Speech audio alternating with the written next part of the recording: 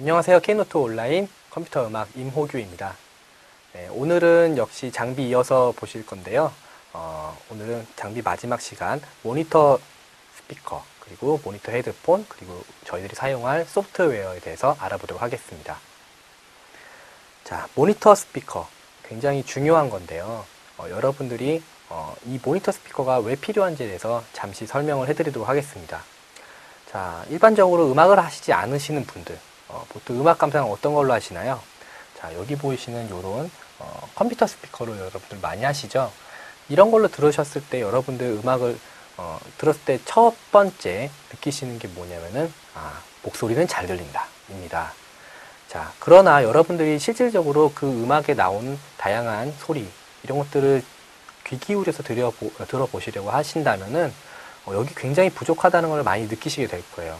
심지어 여러분들이 가지고 있는 헤드폰이나 이어폰 이런 것들과 PC 스피커만 비교를 하시더라도 여러분들이 굉장히 다르다는 것을 많이 아실 수 있을 겁니다. 자, 그렇다면 여러분들이 음악을 만드는 데 있어서 어디다 기준을 두고서 만들어야지 정확할까요? 그런 기준을 바로 제시해 주는 것이 모니터 스피커입니다. 모니터 스피커는 한마디로 말해서 가장 객관적인 소리를 들려줄 수 있도록 하는 것이 가장 목표인데요. 만약에 여러분들이 만든 음악이 저음이 많거나 또는 고음이 많은데 여러분이 플레이되는 스피커가 이런 스피커라서 고음이 많거나 적은 것에 대해서 인지를 못할 수가 있습니다. 그런 경우 이 집에서 들을 때는 굉장히 괜찮게 들릴 수도 있겠지만 이게 사실 만들어져서 판매가 되거나 아니면 누구한테 들려줄 목적으로 밖에 나가게 된다면은 이게 도대체 어디서 재생이 될지 전혀 알 수가 없어요. 차에서 들을 수도 있고요. 친구 MP3에서 이어폰을 들을 수도 있고요. 아니면은 정말 운이 좋아서 스타디움이나 큰 운동장 그런 홀 같은 데서 틀 수도 있겠죠. 그러나 여러분들이 작업한 결과물에 따라서 소리가 어느 한쪽이 커지거나 작아지거나, 예를 들면은 목소리가 들리지 않거나 굉장히 작아서, 또는 베이스나 드럼만 엄청 커진다던가 이런 상황을 맞이할 수 있습니다. 그런 경우를 대비해서 가장 객관적인 소리를 들려주는 게 필요한데요. 여러분들의 그 모니터 스피커가 그리고 모니터 헤드폰이 아마 그런 도움을 줄 것입니다. 네, 모니터 스피커를 여러분이 고르실 때 가장 역시 중요한 것은 예산이겠죠. 일단 그 가격대별로 제품을 많이 나눠볼 수 있는데요. 일반적으로 30만원대 미만 제품, 그 다음에 30만원대에서 한 80만원대, 80만원에서 그 이상, 뭐, 이렇게 볼 수가 있을 것 같아요. 30만원 이하 제품들은 모니터 스피커라고 이름이 붙어 나오는 것도 많이 있는데, 대부분은 여기서 말하는 모니터 스피커는 AV용이 많습니다. 그러니까 예를 들면 영상 작업을 하시는 분들을 위한 그런 스피커인 경우가 많아요. 그래서 여러분들 음악 작업을 할 때는 약간 부족함을 느끼실 수가 있기 때문에 개인적으로는 적어도 한 30만원 이상이 되는 제품을 많이 권하는 편입니다. 그래서 여러분들이 보통 볼 수 있는 게 30에서 한 80만원 사이 안에 있는 제품이 초급에서 중급자 정도의 레벨을 맞춰줄 수 있는 그런 스피커예요. 그래서 그 선에서 구입을 하시면 좋을 것 같고요. 보통 많이 추천하는 것은 30에서 30만원대 제품들 또는 한 50만원대 제품들 이렇게 많이 권하고 있습니다. 그리고 80만원에서 그 이상 200만원 안쪽까지는 중상급 이상 제품인데요. 어느 정도 아마추어 티를 좀 벗었다 싶으신 분들, 그리고 사운드에 대해 욕심이 좀 많으신 분들은 그 정도 가격대에서 많이 사가시게 됩니다. 예. 보통 그 가격대에서 가장 대표적인 것은 130에서 한 160만원 정도 사이 되는 제품들이 제일 많고요. 그리고 만약에 200 이상 되는 제품은 거의 뭐 프로라고 보실 정도의 레벨의 제품이라고 보시면 되겠습니다. 개인적으로는 여러분들 작곡가라는 상황에서는 초급자 그런 분들은 한 30만원대나 한 50만원대 제품을 개인적으로 많이 추천을 하고요. 그 다음에 중급자 이상, 그러니까 자기가 어느 정도 작업을 꽤 하실 수 있는 분들, 그런 분들 이상이 된다면은 보통 한 100만원 선 되는 제품들을 구입하시는 게 가장 일반적인 것 같습니다. 그리고 작곡가에서는 보통 그 이상의 제품을 많이 쓰는 경우는 별로 없는 것 같고요. 프로 레벨로 올라가서 어느 정도 내가 이거 가지고 돈이 된다 이러시면은 좀 좋은 거 사시면 좋습니다.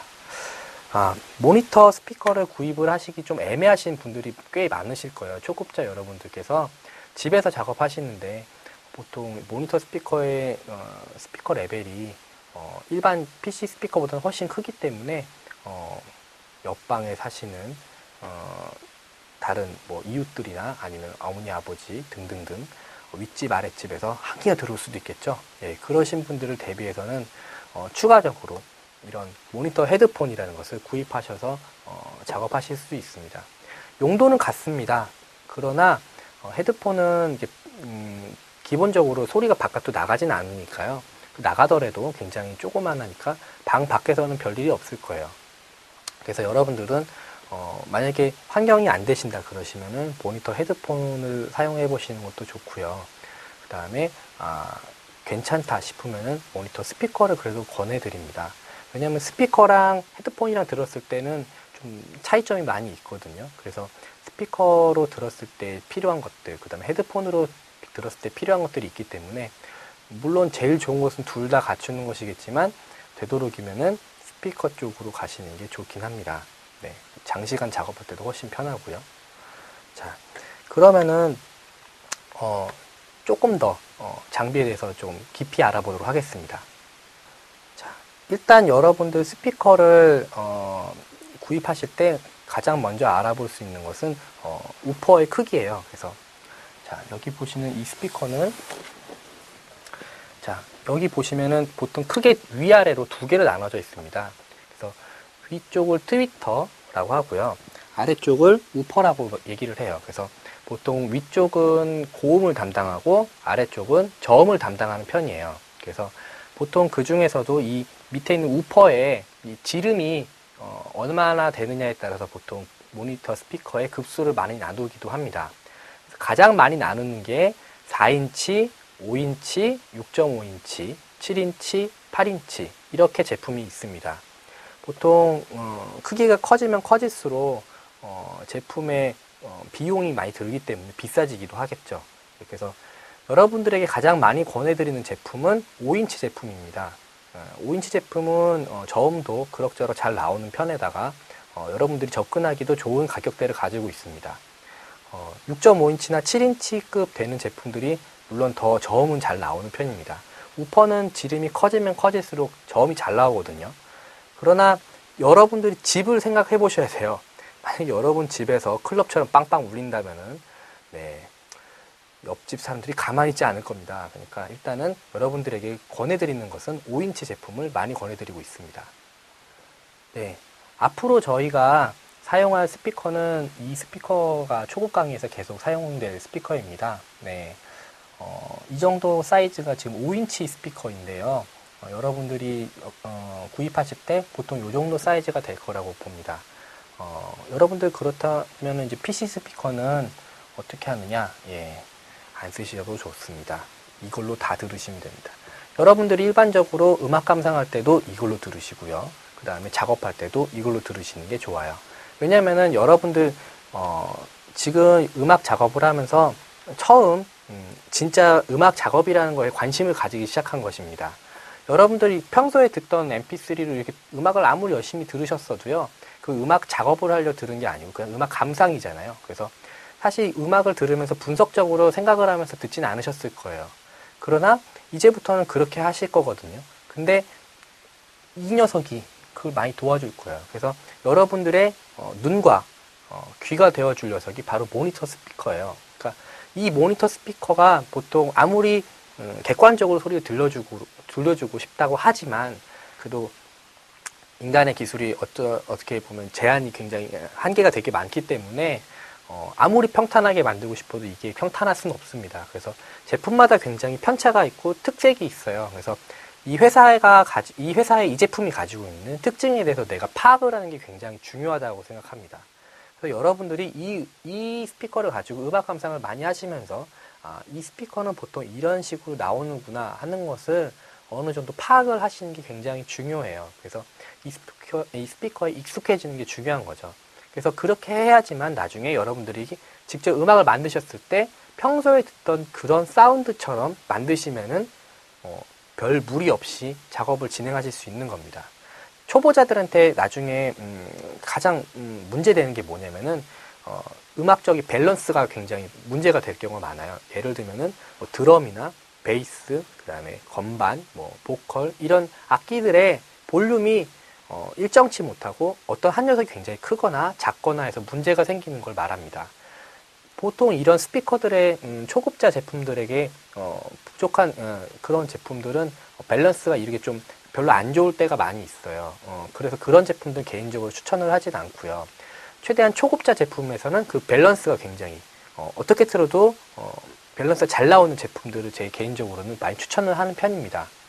그리고 고급 제품으로 가면 갈수록 조그마한 소리들도 잘 들리게 되는 해상도의 문제가 생겨요. 그래서 해상도가 굉장히 좋다는 의미가 뭐냐면은 제가 만약에 여기서 손뼉을 이렇게 딱 치거나 아니면 스냅을 딱 했을 때 이 잔향이 어디까지 들리는지 그 굉장히 미세한 것까지 다 들릴 수 있다는 뜻이 됩니다. 만약에 이렇게 된다면 여러분들이 굉장히 미세한 부분까지도 컨트롤을 할 수 있겠죠. 그런 것이 고급 스피커의 장점입니다. 그러니까 여러분들이 가지고 있는 스피커에서 근데 저가 제품은 보통 보급형 제품, 저가 제품 이런 것들은 그런 해상도까지 따라하기엔 참 무리가 있어요. 그래서 그리고 여러분들이 레코딩을 많이 하지 않는다면은 그런 미세한 조정까지는 생각보다 그게 크게 중요하지 않습니다. 왜냐하면 앞으로 우리가 사용할 가상악기, 신디사이저의 사운드는 굉장히 좋거든요. 그러니까 그런 것까지 깊이 생각하지 않아도 여러분들이 곡을 쓰는 데 있어서는 크게 무리가 없다. 그래서 여러분들에게 가장 많이 권해드리는 것은 해상도보다는 밸런스가 좋은 제품을 많이 권해드리는 편입니다. 네. 그래서 그렇게 보시면 될 것 같고요. 그래서 초급자 제품 아까 말씀드렸듯이 30만 원대나 아니면 50만 원대 제품을 많이 권해드립니다. 네, 모니터링을 할 때 마지막으로 여러분들에게 해드리고 싶은 것은 바로 방음에 대한 문제입니다. 분명히 여러분들은 방음에 대한 생각을 굉장히 많이 하실 수 있어요. 왜냐면은 분명히 스피커를 키우면 키울수록 옆집에서 뭐라고 할 테니까요. 그러나 여러분들 그렇다고 해서 인터넷에 보시면은 방음 스폰지에서 막 팔고 뭐 계란판 스폰지 이런 거 많이 보셨을 거예요. 네, 그런 것들 여러분들 집에다가 사서 붙여 놓으시면은 도움이 될까요? 그게 생각보다 도움이 되진 않습니다. 여러분들 방음은 보통 두 가지로 나뉘어지는데요. 첫 번째는 여기에서 나는 소리가 외부로 나가지 않게 하는 차음이 있고요. 그 다음에 이 방 안에 울림을 적게 해주는 흡음이 있습니다. 근데 우리에게 필요한 것은 차음이에요. 그러니까 바깥에 있는 사람들이 이 방 안에 있는 소리를 듣지 않았으면 좋겠는 거죠. 그러나 여러분들이 벽에 붙이는 그런 스펀지는 차음이 아니고 흡음입니다. 그냥 벽의 울림만 막아줄 뿐이에요. 그러니까 벽의 울림이란 게 뭐냐면은 여러분들이 이사를 갈 때 빈 방에 들어가시면은 소리가 이렇게 뱅 도는 거를 많이 느끼실 거예요. 그러나 물건이 들어오면은 그런 게 사라지죠. 난반사가 일어나서 그런 건데요. 그 스펀지는 바로 그런 역할만 해주는 겁니다. 그러니까 여러분들 방에는 사실 그렇게 큰 도움이 안 될 수도 있어요. 오히려 그게 너무 많아지면은 고음을 다 잡아먹기 때문에 소리가 되게 답답하게 느껴질 수도 있어요. 그러니까 적당껏 하시는 게 좋을 것 같고요. 차음은 돈이 너무 많이 듭니다. 네, 그냥 어느 정도 포기를 하시는 게 좋을 것 같습니다. 그러니까 여러분들이 작업을 하시면서 어느 정도 그 융통성 있게 하시는 게 좋겠죠. 낮에는 스피커를 가지고 작업을 하시더라도 밤에는 헤드폰을 쓰고 작업을 하신다던가 이런 식으로요. 네, 그래서 여기까지 해서 모니터 스피커에 대한 이야기를 마치겠고요. 이어서 소프트웨어에 대한 이야기를 진행해 보도록 하겠습니다. 자, 저희들이 가지고 있는 장비 중에서 가장 핵심이 되는 것 중에 하나가 바로 이 소프트웨어일 거예요. 그 중에서도 저희들은 바로 큐베이스라는 프로그램을 사용하게 될 겁니다. 이 큐베이스라는 프로그램은 여러 가지 시퀀싱 프로그램의 한 종류 중에 한 종류인데요. 시퀀싱 프로그램이란 거는 바로 여러분들이 음악을 만드는데 사용되는 그런 기본적인 프로그램입니다. 그래서 여러분들 거기다 음표를 집어넣고 소리를 만들어내고 그래서 완성된 음악을 만들어내는 곳이 바로 시퀀싱 소프트웨어예요. 여러분들하고 같이 쓰게 될 프로그램은 바로 큐베이스라는 프로그램이고요. 여러분들 만약에 학생이시라면은 여기 보시면 이런 식으로 에듀케이션 소프트웨어라고 있습니다. 이런 제품은 학생들과 그다음에 교직원들 대상으로 이렇게 좀 교육 쪽에 종사하시는 분들 위해서 싸게 나오는 제품이에요. 가격이 한 60%대 정도로 사실 수 있을 거예요. 그래서 이런 걸 구입해 보시면 좋을 것 같습니다. 네, 그리고 시퀀싱 소프트웨어 같은 경우는 굉장히 다양한 종류가 있어요. 예를 들면은 저희가 쓰고 있는 이런 큐베이스라는 프로그램은 작곡가들을 위한 프로그램이에요. 근데 이런 게 아니고 만약에 녹음을 많이 하시는 스튜디오에서는 이런 프로그램을 씁니다. 역시 시퀀싱 프로그램이라 할 수도 있겠지만 보통 이런 프로툴이라고 하는 프로그램인데요. 이 프로그램만으로도 굉장히 사용할 수가 있겠지만 보통은 이 프로그램 회사에서 나오는 하드웨어 장비가 굉장히 많이 있거든요. 그 장비들과 같이 사용할 수 있도록 나와 있는 소프트웨어입니다. 여러분들이 어떠한 방향으로 음악을 하겠다, 이게 달라지는 것에 따라서 시퀀싱 소프트웨어의 선택이 달라질 수는 있어요. 그러나 개인적으로 여러분들에게 권해드리고 싶은 것은 사람들이 가장 많이 사용하고 있는 소프트웨어를 권해드립니다. 왜냐면은 초보자 입장에서는 가장 중요한 게 뭐냐면은 내가 어떠한 일을 하고 싶은데 이 안에서 어떻게 하는지 몰라서 작업을 못할 때가 가장 답답한 경우예요. 그런데 만약에 이 소프트웨어에서 사용자가 많이 없다면은 내가 답답함을 어디다가 물어볼 곳이 없어요. 예를 들면은 지금 유럽 쪽에서 굉장히 많이 알려지고 있는 그런 에이블톤 라이브라고 하는 프로그램이 있습니다. 그런 프로그램은 우리나라에서는 굉장히 아직은 그렇게 인기가 없지만 해외에서는 굉장히 인기가 많거든요. 그러나 우리나라에서 사용자들이 그 제품에 대해서 막히거나 어떤 특정 사용법을 알고 싶을 때 물어볼 만한 곳이 생각보다 많이 없어요. 그러나 그에 비해서 이 큐베이스 같은 프로그램은 정말 많은 사용자들이 사용하고 있기 때문에 특히 국내에서는 그래서 거의 모르는 부분에 대해서 물어보면은 금방금방 여러분들이 답변을 얻으실 수 있을 그런 제품입니다. 그래서 여러분들에게 저는 일단 큐베이스로 진행을 하는 거고요. 그러나 소프트웨어는 언제든 바뀔 수가 있어요. 그러니까 여러분들이 큐베이스를 사용한다고 해서 큐베이스에 익숙해져서 큐베이스만 가지고 작업한다는 게 중요한 게 아니고 음악 작업을 하는 방법에 대해서 이해를 하는 게 더 중요합니다. 만약에 큐베이스를 만드는 회사가 망해가지고 큐베이스가 더 이상 안 나온다면 어쩔 수 없이 다른 제품으로 갈아타야 될 수도 있잖아요. 그럴 때 그냥 큐베이스밖에 나는 못 써 이렇게 한다면은 문제가 있겠죠. 일단 물론 그럴 일은 거의 없겠지만요. 여러분들에게 그래서 권해드리는 거는 어쨌건 사람들이 많이 사용하시는 프로그램을 권해드리고요. 그게 여러분들이 음악 작업을 하는 데 있어서 가장 막힘없이 빨리 레벨을 업할 수 있는 그런 방법이라고 생각합니다. 네, 저희들이 사용할 큐베이스라는 프로그램은 저희들이 여러 가지 버전이 있어요, 사실. 그래서 버전별 가격이 굉장히 다르긴 한데 지금 저희가 가장 많이 쓰는 것은 역시 모든 기능이 다 들어있는 큐베이스 6라는 제품이에요. 이 제품은 기능이 하여튼 다 들어있고요. 여기서 조금 빠지는 게 큐베이스 아티스트 6라는 버전이 있습니다. 그리고 그 밑에 여러 가지가 있는데 대부분 기능이 굉장히 제약이 많아서 좀 애매한 녀석들이고요. 되도록이면은 큐베이스 6 풀 버전으로 사셨으면 좋겠습니다. 그리고 작업을 앞으로 하실 때도요. 지금 저희들이 작업할 때도 이 제품으로 역시 진행을 할 거예요. 그러니까 여러분들 준비를 해주시면 좋을 것 같고요. 그리고 진행할 때도 역시 큐베이스 6로 진행을 해보도록 하겠습니다. 다음 주에는 저희 이제 여태까지 알아봤던 장비들과 소프트웨어를 설치하는 그런 시간으로 진행을 해보도록 하겠습니다. 네, 그럼 다음 시간에 뵙겠습니다. 감사합니다.